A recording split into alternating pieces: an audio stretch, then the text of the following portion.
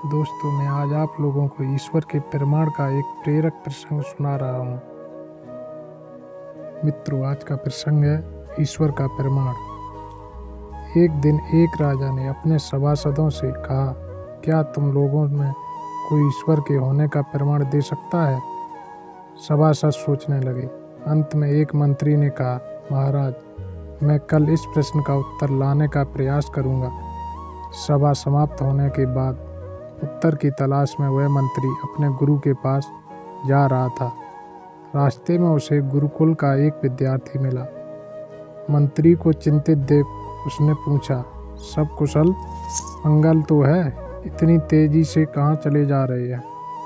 मंत्री ने कहा, गुरुजी से ईश्वर की उपस्थिति का प्रमाण पूछने जा रहा हूँ। विद्यार्थी ने कहा, इसके लिए गुरु जी को कष्ट देने की क्या आवश्यकता है?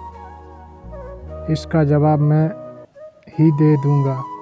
अगले दिन मंत्री उस विद्यार्थी को लेकर राज्यसभा में उपस्थित हुआ और बोला, महाराज, यह विद्यार्थी आपके प्रश्न का उत्तर देगा। विद्यार्थी ने पीने के लिए एक कटोरा दूध मांगा। दूध मिलने पर वह उसमें उंगली डालकर खड़ा हो गया।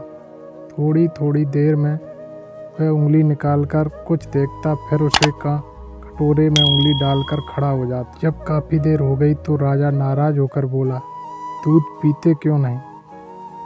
उसमें उंगली डालकर क्या देख रहे हो? विद्यार्थी ने कहा, सुना है दूध में मक्खन होता है, वही खोज रहा हूँ। राजा ने कहा, क्या इतना भी नहीं जानते कि दूध उबालकर उसे पिलाने से मक्खन निकाला जाता है? विद्यार्थी ने मुस्कुराकर कहा, हे राजन, इसी तरह संसार में ईश्वर चारों ओर व्याप्त है, लेकिन वह मक्खन की भांति अदृश्य है। उसे तप से प्राप्त किया जाता है। राजा ने संतुष्ट होकर पूछा, अच्छा बताओ कि ईश्वर करता क्या है?